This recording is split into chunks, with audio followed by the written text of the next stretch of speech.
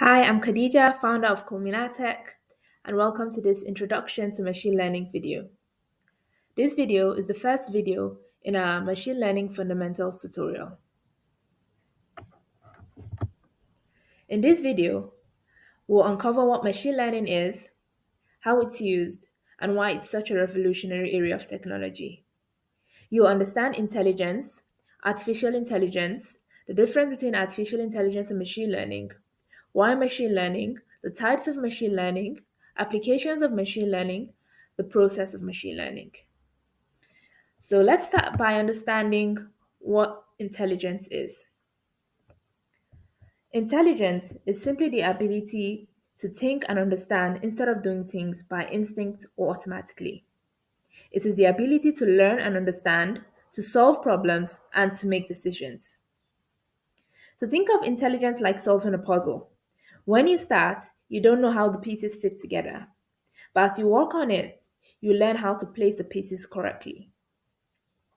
Let's use another example, learning to ride a bike.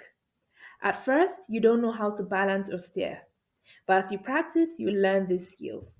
If you face a challenge, like riding on a bumpy road, you adapt your approach to handle it. And if you fall and need to fix a flat tire, you figure out how to solve that problem. This process of learning new skills, adapting to different situations, and solving problems shows how intelligence helps us understand and respond to the world around us. Let's look at artificial intelligence. So, it is just the technique that enables computers mimic human intelligence. So now you want machines or computers to be able to think like human beings, to have this human intelligence. And under artificial intelligence, we have machine learning.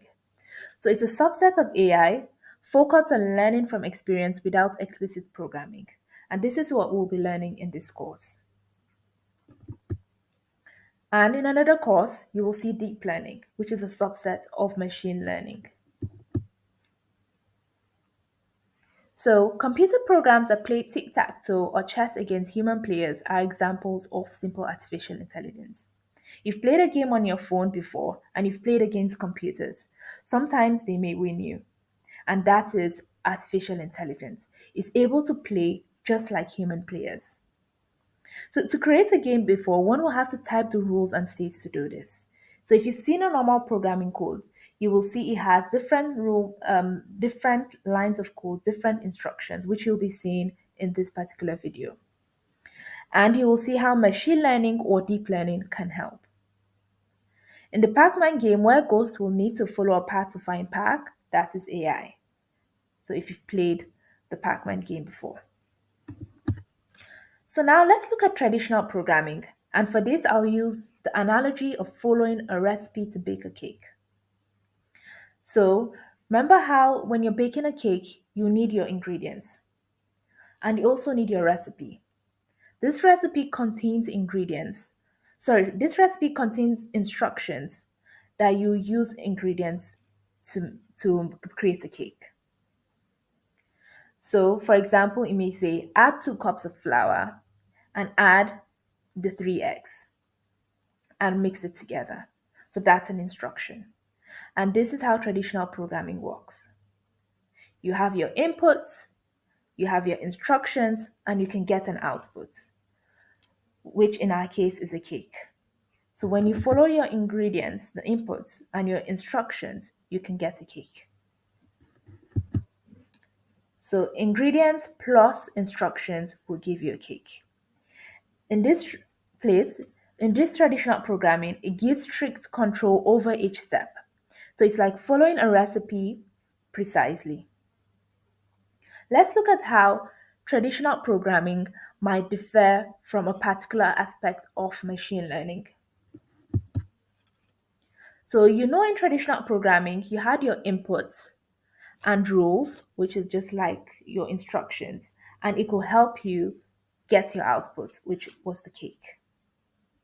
However, in machine learning, this time around, you give it the inputs and its corresponding outputs, and you should learn how to go from that input to the outputs. And this is how a type of machine learning works, which is supervised learning you'll see soon. So in machine learning is when in the cake example, a chef can adjust ingredients to achieve the desired cake or baker. So it learns from examples to understand patterns and predict new outcomes. However, one thing you should know in machine learning is that you don't use one input. So when you give it an ingredient or a set of ingredients and the corresponding outputs, it can learn from that one, but you need different ones. So this ingredient will make this cake, this particular ingredients, this cake, this one, this cake. So by giving it various examples and their corresponding outputs, it can learn. So when you on that learning process is like the machine learning model. So now when you have new sets of ingredients and you pass it through that machine learning model, can it then give you an output? That's the type of cake it can bake based on what it has learned before. So it learns from various examples to understand patterns and predict new outcome. So after learning, it can predict new output based on new inputs. For example, you probably did not give it this particular set of ingredients when it was learning. However, after that, you could still pass that input to the learning process, the machine learning, and it can give you its output. So let's look at another example, addition. So adding with calculator. So you should know of the normal addition. So the plus symbol, it simply means adding or combining two or more numbers. For example, 3 plus 5 will give you 8. Let's see how we can implement this in traditional programming. So if our input is 3 and 5, and we give it the rules, how to do it, how to get your output is by adding them, 3 plus 5. So this idea will be able to give you the output 8. However, you should note that in traditional programming, this is how it's actually written. You put 3 in something called input 1, you put 5 in something called input 2. This is how it's typically done. Then you give it the rules and you tell it the output should be input 1 plus input 2. And from this, it can then give us its output 8. So let's see how it will work in machine learning. So remember traditional programming, input plus rules, and it will give you the output. However, machine learning, you give it the input and output and it should learn the rules for us. For example, we'll give it 3, 5 and its corresponding outputs, that's 8. We'll give it 2, 4 and its corresponding output 6. So now it can then learn the rules for us. So it will find out that what is actually happening is addition, the sum of numbers. So that's machine learning. However, in something like traditional programming, adding has simple rules. It's pretty straightforward. It's not complex. So meaning traditional programming can work with adding. So when you're adding, simply use traditional programming. So why traditional programming for additions? It ensures exact outcomes. So 1 plus 1 is 2. The rules are straightforward and inputs are clear. It's easy to implement and requires minimal computational resources, and it's also not complex. Pretty straightforward. 1 plus 1 is 2, 2 plus 2 is 4, 2 plus 3 is 5. So let's look at traditional programming, if statements. So this is how an if condition is. So in Java and some other languages, this is how you might see the if statement on the left. This is the typical syntax. You have if and a condition you want to check. And if that condition is true, the statement then runs or executes. So let's look at the example on the right.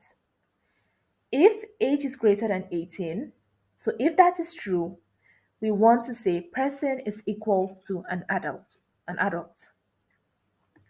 So this is the typical if statement. Let's look at if else statements when we want more. So we have if condition. So if the condition is true, we want the first statement to run. Otherwise, if it's not true, we want the statement between the else brackets to run. So now let's look at the example on the right. So if age is greater than 18, if that's true, person should be equal to an adult. Otherwise, else, person should be equal to a minor. Let's see another example of this rule-based programming. We have the if-else-if ladder. So now we have more structures in our if statements. So let's look at it now on the left. So if the first condition is true, we want the first statement to run. Otherwise, it can check for another condition. If that condition is true, we want the second statement to run. Otherwise, we want the third statement to run. So in the example on the right, we have if age is less than or equal to 18, if that's true, the person is equal to a minor. If it's false, it goes to the next else. Else if the age is less than 65 or greater than 18, we say the person is equals to an adult. Otherwise, meaning if they're not less than or equals to 18, they are not 18 to 65, that means the last else will run and the person will be a senior. So this is pretty straightforward. The rules are static. We have three different baseline. We have 18 and 65. Sorry, two different ones. So if they're 18, less than 18, this.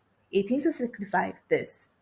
Otherwise, this. So straightforward rules in classifying people by age. So now let's look at another example, activity recognition. So activity recognition is a process of identifying physical activities based on data inputs. Standing, walking, running, swimming. So can if statement be used to recognize activity based on speed? So you saw how for classifying people based on age, the if statement was good. But now can we use speed in the if statement to classify or recognize activity? Let's see. So we have this person that's standing. What do you think the speed of the person is? So if they're not moving, it means their speed is zero, right? So if the speed is zero, we can say the person is standing. How about if they're walking? So if the speed is zero, we can say they're standing. Otherwise, that means if it's not zero, we can say the activity is walking. So let's look at another example, running. So if the speed is zero, we can say standing. If the speed is less than 3, since running is way faster, has more speed than walking. So if the speed is less than 3, we can say walking. Otherwise, we can say running. So if it's not 0 and it's not less than 3, the activity should be running. But how about when it comes to tasks like this, ballet? How do you determine the speed? Or how do you determine when someone is sitting? Because the speed of someone sitting and standing are the same, 0. So how do you say this activity is this and this activity is this based on speed? Or how about sleeping? Same speed. How do you determine this? Or standing in a different way? Also, something to note is that people's walking speed the same as another person's running speed and so on. People walk differently, people run differently. So sometimes it is difficult to come up with clear rules to determine complex behavior like this. So, and that is how machine learning comes in. So for more complex behavior, machine learning is a good idea. So now let's look at types of machine learning. We have supervised learning, unsupervised learning, and reinforcement learning.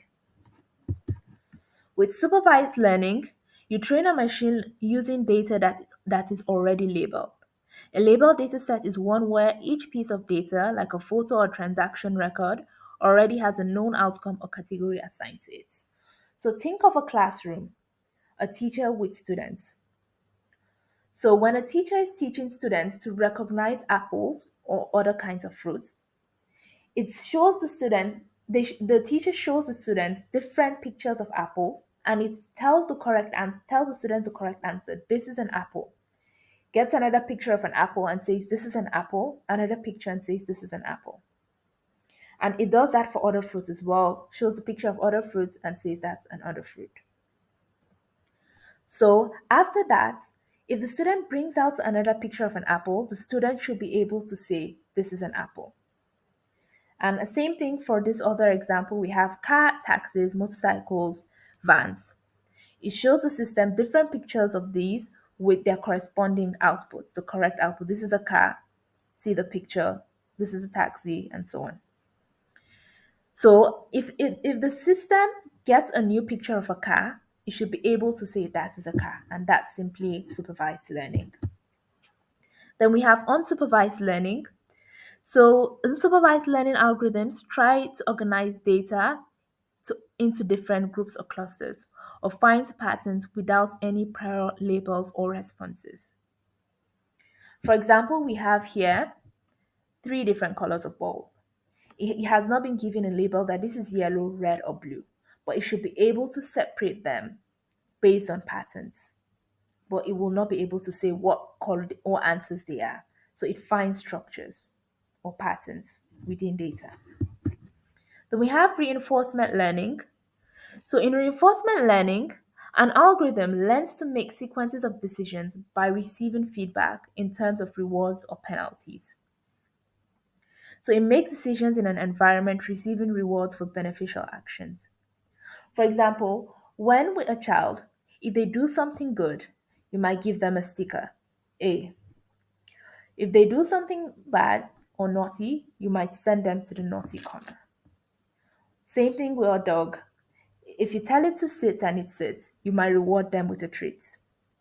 Otherwise, you don't give them a treat. So that is reinforcement learning. And there are different applications it can be applied. It can be applied to healthcare for diagnosing a disease, autonomous vehicles, natural language processing, chatbots, computer vision, gaming, finance, and many more.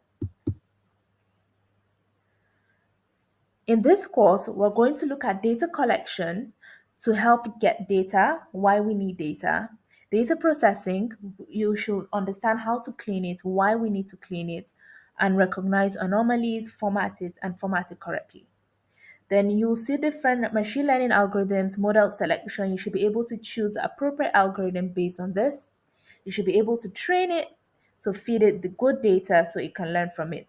Then evaluate it. So test the model with new data to assess its accuracy and effectiveness. Then you can deploy. So today we've just scratched the surface of machine learning, but I hope it sparked your curiosity. So in the next video, we'll learn machine learning basics, code you need for machine learning. So thank you for watching.